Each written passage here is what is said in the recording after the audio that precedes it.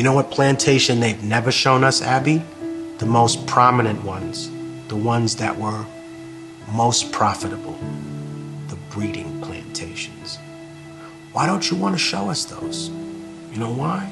Because after the research that I did for this album, you realize that the moment that a girl menstruated, she was put in a stable where a horse would be and forcibly mated, forcibly raped by a male of the slave master's choice. And when she had children, they weren't called children, they were called a litter of pups. The punishment being or killing a person in medieval Spain is gelding. Gelding is when you take hot pincers and you take a man's balls and dick off root and stem. Killing a person, law of the Bible, right? Medieval Spain, super religious. You killed a man, he should be killed. Why were indigenous and black people categorized as subhuman? So under the law, you would not be punished for the things that you did to us. That's why. You used to be proud, right?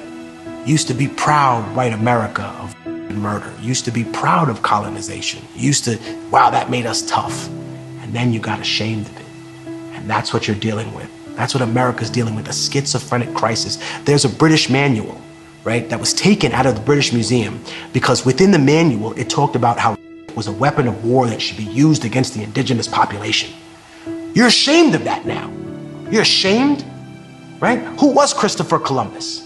His image has been so whitewashed, but he was trafficking little girls on an island. Who does that sound like, huh? All you right-wing defenders of Christopher Columbus and his legacy, he was trafficking 9-year-old indigenous girls on an island. Who does that remind you of, you intellectual coward?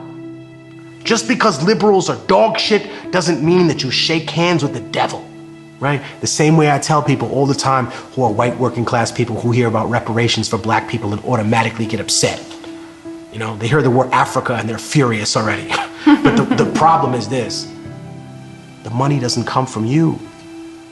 No, it comes from the financial institutions that banked and built their stock exchange on labor, on the payback that they got from slavery. Because reparations is not actually what African people are asking for in this country.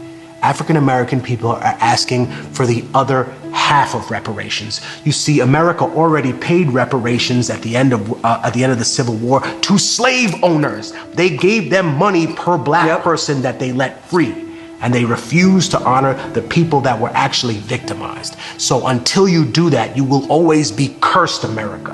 And you can call me a communist, a socialist, but you know what? It doesn't matter what you call me.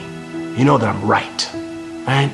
And you know that I stand more for indigenous rights than I do for the European interpretation of a left-wing ideology that doesn't always work in a cookie-cutter scenario when you plug it into Latin America. Because at the end of the day, that was still being pushed by two large governmental entities that wanted to challenge the United States' control of the region.